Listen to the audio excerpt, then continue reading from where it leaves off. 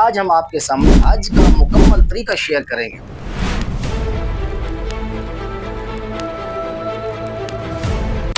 جو بھی حج آپ نے کرنا ہے، میقات پر پہنچتے ہوئے احرام جب باندھیں تو احرام باندھنے کے ساتھ اس حج کی آپ نیت کر لیں۔ اس سے پہلے حج ہوتا ہے حج افراد، صرف حج کی نیت سے آپ نے اپنے میقات سے احرام باندھنا ہے، اور عمرہ کی نیت آپ نے نہیں کرنی، صرف حج کی نیت سے احرام باندھیں۔ یہ افراد کے آپ نے یہ پڑھنے ہیں، یہ الفاظ لبیک اللہم حجا، یہ الفاظ پڑھیں، احرام باندھ لیا، آپ کا سفر جاری ہے۔ مکہ المکرمہ میں پہنچ کر سب سے پہلے اپنے طواف قدوم کرنا ہے، جو سب سے پہلا طواف ہوتا ہے۔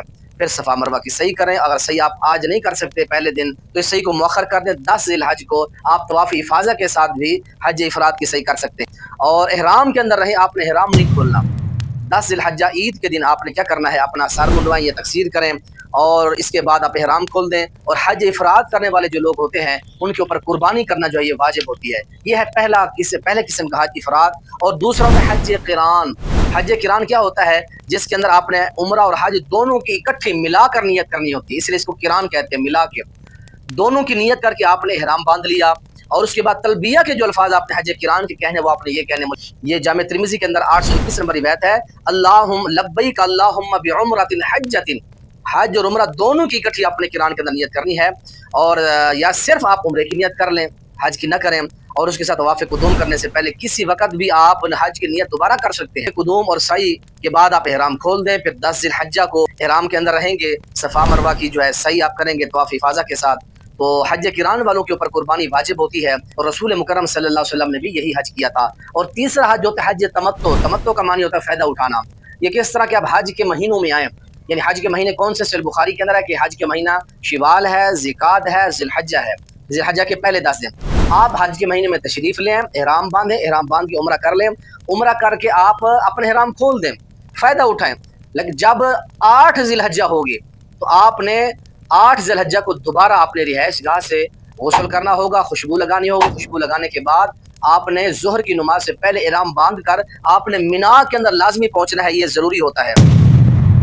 آپ نے حج تمتع کرنا ہے کیونکہ اس کے اندر بہت سی سہولت ہوتی ہے، اور اکثر حجاج کرام حج تمتع ہی کرتے ہیں۔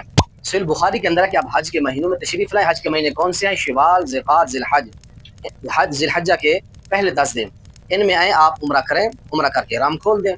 پھر اس کے بعد جو آپ نے کسی مقامات کی زیارت یا عبادت کے لیے جانا ہے تو آپ جا سکتے ہیں، لیکن 8 ذی الحجہ تو آپ نے اپنے رہائش گاہ سے، اپنے ہوٹل سے، جہاں بھی آپ کی رہائش ہے وہاں سے غسل کریں، احرام باندھیں، خوشبو لگائیں، اور فوراً آپ 8 ذی الحجہ کو مینا کے میدان میں زور سے پہلے پہنچ جائیں۔ مینا کے میدان میں پہنچے، یہ پہلا دن ہے حج کا، یاد رکھیں۔ یہاں کہ آپ نے ظہر کی نماز پڑھنی ہے، عصر کی پڑھنی ہے، قصر کرنی ہے، مغربی کی پڑھنی ہے، عشاء کے اندر بھی قصر کرنی ہے، یہ آپ نے 4 نمازیں پڑھنی ہیں۔ فجر کی نماز بھی آپ نے مینا کے میدان کے اندر ہی پڑھنی ہے۔ تو آپ کے حج کے دن کی پہلے دن کی آپ کی صرف یہی مصروفیت ہے۔ حج کا دوسرا دن شروع ہوتا ہے، مینا سے عرفات کے میدان کی طرف روانگی ہوتی ہے۔ فجر کی نماز بھی آپ نے مینا کے میدان میں پڑھی۔ نماز فجر کی ادائیگی کے بعد آپ صلی اللہ علیہ وسلم اور آپ کے صحاب رضی اللہ عنہم 9 ذی الحجہ کو طلوع آفتاب کے بعد مینا سے میدان عرفات کی طرف تلبیہ پڑھتے ہوئے، تکبیرات پڑھتے ہوئے جو ہے وہ عرفات کے میدان کی طرف روانہ ہوتے تھے۔ عرفات کے میدان کی طرف جاتے ہوئے ایک درمیان میں مقام آتا ہے، مقام نامرہ یا مقام مسجد نامرہ، اس میں اللہ کے نبی نے قیام فرمایا، آپ کے لیے یہاں جو ہے خیمہ لگایا گیا۔ اس کے بعد آپ پھر آگے آپ نے کوچ کیا، ایک اور جگہ آتے مقام عرنا، یہ آپ کو تصاویر میں سارے مقام نظر آ رہے ہیں، یہاں آپ صلی اللہ علیہ وسلم نے خطبہ دیا، مقام جو ہے مسجد نامرہ میں آرام فرمایا، پھر اس کے آگے مقام جو ہے عرنا، وہاں بھی آپ نے خطبہ ارشاد فرمایا۔ نماز ظہر کے وقت میں ایک اذان الگ الگ تکبیروں کے ساتھ اللہ کے نبی نے نماز ظہر بھی پڑھی، نماز عصر بھی پڑھی۔ یہ دونوں نمازیں پڑھنے کے بعد اللہ کے نبی علیہ الصلوۃ والسلام جب فارغ ہوئے، اپنی اونٹنی پر سوار ہوئے، سوار ہونے کے بعد رسول مکرم علیہ الصلوۃ والسلام کہاں آ گئے؟ آپ عرفات کے میدان میں آ گئے۔ یہ آپ کو بہت بڑا پہاڑ نظر آ رہا ہے میرے پیچھے، یہ بہت بڑا پہاڑ جو ہے یہ جبل رحمت ہے۔ جبل رحمت، اس کے نیچے یہ بہت بڑا جو میدان نظر آ رہا ہے، اس وقت اس کے دائیں بائیں یا یہاں آگے پیچھے بڑی بڑی پہاڑوں کی جو ہے پتھروں کی چٹانیں ہوتی۔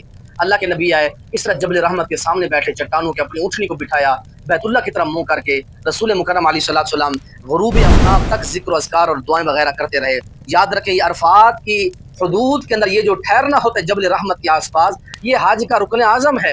اگر آپ نے یہ مس کر دیا، یاد رکھیں آپ کا حج جو ہے یہ کامل نہیں ہوگا، آپ کا حج جو ہے ناقص ہوگا، مکمل نہیں ہوگا۔ تو اس کے ساتھ ساتھ عرفات کے میدان کے اللہ کے نبی نے دن کی فضیلت بیان فرمائی ہے یہ 9 کا جو دن ہے، فرمایا کہ عرفہ کا دن، اس دن اللہ اپنے بندوں پر فخر کرتا ہے فرشتوں کے سامنے. اپنے فرمایا کثرت سے دعائیں مانگو. اللہ اس دن لوگوں کو جہنم سے کثرت سے آزاد کرتا ہے. اس دن کی بہترین دعا اللہ کے نبی نے سکھائی. فرمایا کہ پڑھا کرو لا الہ الا اللہ وحدہ لا شریک لہ لہ الملک والحمد وهو علی کل شیء قدیر. اس کے بعد اللہ کے نبی علیہ السلام 9 ذی الحج کو غروب آفتاب کے بعد مغرب کی نماز پڑھے بغیر اللہ کے نبی صلی اللہ علیہ وسلم عرفات کے میدان سے مزدلفہ کی طرف تشریف لے گئے. ایک اذان اور جو ہے الگ الگ تکبیر کے ساتھ آپ نے وہاں جا کے نماز مغرب کی نماز پڑھی، عشاء کی نماز پڑھی. دونوں نمازیں پڑھ کے اللہ کے نبی سو گئے. یاد رکھیں آپ کے دوسرے دن کی ساری مصروفیات ہے. میدان جو ہے عرفات یا میدان مزدلفہ میں آ گئے ہیں. عرفات سے جب چلیں مغرب کی نماز پڑھے بغیر آپ آئیں اور آ کے آپ نے مزدلفہ میں مغرب پڑھنی ہے، اور مزدلفہ میں آپ نے مغرب پوری پڑھنی ہے، عشاء کی نماز قصر کرنی ہے.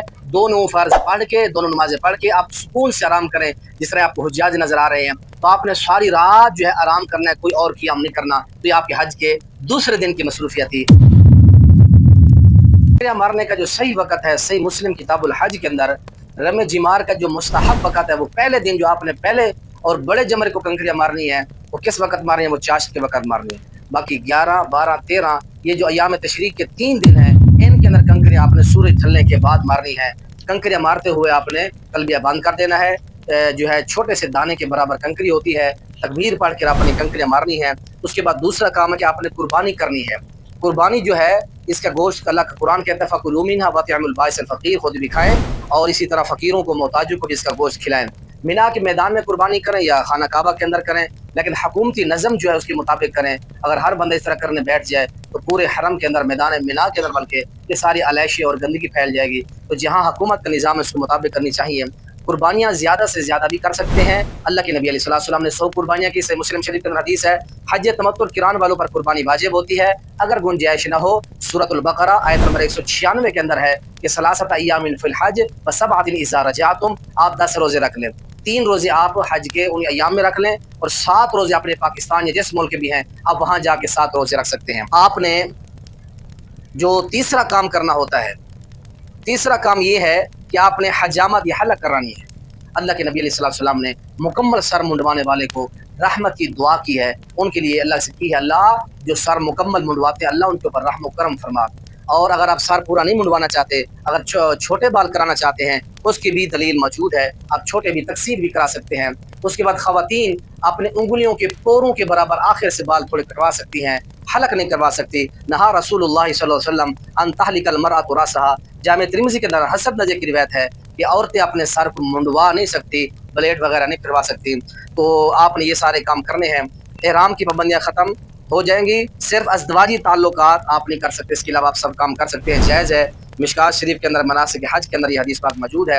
اور چوتھا کام جو ہے طواف افاضہ یا طواف زیارہ، یہ 10 ذی الحج کا چوتھا کام ہے. طواف افاضہ یہ اسے طواف زیارہ بھی کہتے ہیں.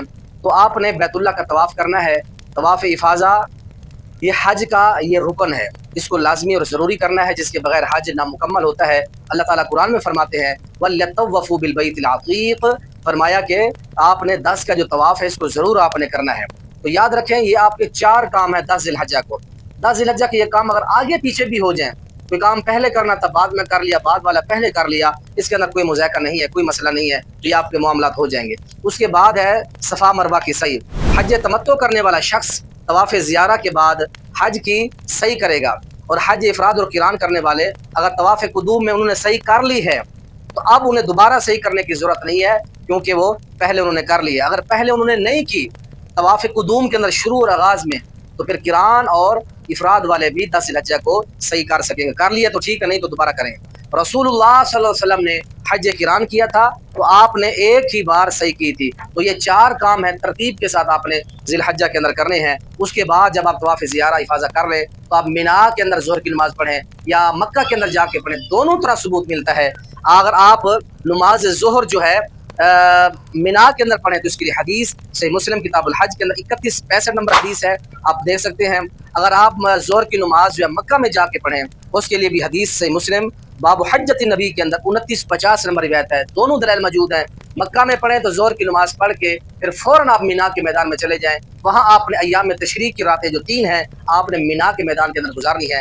تو یہ حج کا تیسرا دن تھا، یہ آپ کے تیسرے دن کی ساری مصروفیات ہیں. آپ نے 11 12 13 یہ ذوالحجہ کی ایام تشریق کی 3 راتیں ہیں جن کے بارے میں اللہ کا قرآن کہتا ہے اعوذ باللہ من الشیطان الرجیم بسم اللہ الرحمن الرحیم اذکروا اللہ فی ایام معدودات، ان گنتی کے دنوں میں اللہ کا خوب ذکر کرو. فمن تعجل فی یومین فلا اثم علیہ ومن تاخر فلا اثم علیہ، سورۃ البقرہ آیت نمبر 203 ہے. فرمایا کہ ایام تشریق کی 3 راتیں ہیں، جو 2 راتیں رہنا چاہے 2 راتیں رہ کر وہ تیسری رات گزارے بغیر چلا جائے تو اس پر کوئی گناہ نہیں ہے. جو 3 راتیں مکمل رہ کے پھر جائے تو اس پر بھی کوئی گناہ نہیں ہے. تو آپ نے ان 3 دنوں کے 3 راتوں میں دنوں میں کیا کرنا ہے؟ آپ نے 11 ذوالحجہ کا جو آپ نے دن ایام تشریق کا 11 ذوالحجہ کا آپ نے مینا میں گزارنا ہے، تو آپ نے کیا کرنا ہے؟ سب سے پہلے یاد رکھیں آپ ان دنوں میں جو اہم ترین کام ہوتا ہے وہ زوال کے بعد جمرات کو کنکریاں مارنی ہوتی ہیں. جمرات کو آپ کنکریاں ماریں. کنکریاں مارنے کا جو طریقہ ہے مارنے کا وہ یہ ہے کہ آپ سب سے پہلے جمرہ اولا کو کنکریاں ماریں، پھر وسطی یعنی درمیانے کو 7 کنکریاں ماریں. ہر کنکری مارتے ہوئے آپ اللہ اکبر کہیں. جب کنکریاں مار لیں تو پھر تھوڑا سا پیچھے ہٹ کر لمبی دعائیں کریں. حضرت عبداللہ بن عمر رضی اللہ تعالیٰ عنہما دونوں جمرات کو کنکریاں مار کر اتنی دیر تک دعائیں اور جو ہے اپنے ذکر و اذکار میں مصروف رہتے جتنی دیر میں ایک بندہ سورۃ بقرہ پڑھ لیتا، اتنی دیر آپ لمبی دعائیں کرتے. جب آپ نے تیسرے جمرے کو کنکریاں مارنی ہیں وہاں آپ نے رکنا بھی نہیں ہے. مناجات اور دعائیں وغیرہ یہ ساری چیزیں آپ نے نہیں کرنی، کیونکہ نبی علیہ الصلوۃ والسلام سے بخاری کے اندر یہ طریقہ کہ پہلے جمرات کو مارنے کے بعد ٹھہریں اور تیسرے کو مارنے کے بعد آپ نے بالکل نہیں ٹھہرنا. بس آپ نے 11 ذوالحجہ کو یہی جمرات کو کنکریاں مارنی ہے اور اپنا دن رات آپ نے مینا میں گزارنا ہے. اس کے بعد ہے 12 ذوالحجہ کا دن. 12 ذوالحجہ کو بھی آپ اسی ترتیب کے ساتھ زوال کے بعد 3 جمرات کو کنکریاں مارنی ہے. بس 3 جمرات کو کنکریاں ماریں اور اپنا 11 کا دن بھی مینا میں گزاریں. 12 کا دن بھی آپ کا مینا میں رات اور دن گزر گیا. اس کے بعد ہے 13 ذوالحجہ کا دن. 13 ذوالحجہ کو بھی آپ اسی ترتیب سے جس طرح آپ نے 11-12 کو جمرات کو کنکریاں ماری ہیں اسی ترتیب سے آپ جمرات کو کنکریاں ماریں. 2 دن کی کنکریاں مار کے آپ تیسرا دن چھوڑ کے چلے جائیں، یہ بھی ٹھیک ہے. اور سورج غروب ہونے سے پہلے آپ مینا سے نکل جائیں چلے جائیں تو یہ ٹھیک ہے. اور اسی طرح 12 کی مار کا ساتھ 13 کی مار کے نکلنا یہ عمل رسول اللہ صلی اللہ علیہ وسلم سے ثابت نہیں ہے. جب آپ کنکریاں مار لیں 2 دن گزار لیں یا 3 گزار لیں پھر آخر میں کام ہوتا ہے طواف وداع. طواف وداع یہ بہت اہم ترین طواف ہے، بلکہ یہ واجب طواف ہے. پیارے پیغمبر جناب محمد رسول اللہ صلی اللہ علیہ وسلم کی حدیث ہے لا ينفرن احد حتى يكون آخر عهده بالبيت. پیارے پیغمبر نے فرمایا کوئی شخص اس وقت تک بیت اللہ سے واپس نہ آئے جب تک وہ آخری طواف وداع نہ کر لے. صحیح مسلم کتاب الحج کے اندر یہ حدیث ہے. اور اسی طرح ایک حدیث صحیح بخاری کے اندر 1700 کتاب الحج باب طواف وداع کے اندر حدیث ہے. نبی علیہ الصلوۃ والسلام نے الا انه خفف عن الحائض، حیضہ عورت کو تخفیف دی گئی ہے. اگر حیضہ عورت جو ہے وہ طواف وداع نہ کر سکے تو اس کو رخصت ہے. تو میرے محترم بھائیو یہ آپ کا یہاں طواف وداع کرنے کے ساتھ آپ کا مکمل حج ہو جاتا ہے. اللہ ہم سب کو حج جو ہے سنت کے مطابق کرنے کی توفیق نصیب فرمائے. السلام علیکم ورحمۃ اللہ وبرکاتہ. ہماری یہ ویڈیو آپ آگے بھی بھیجیں.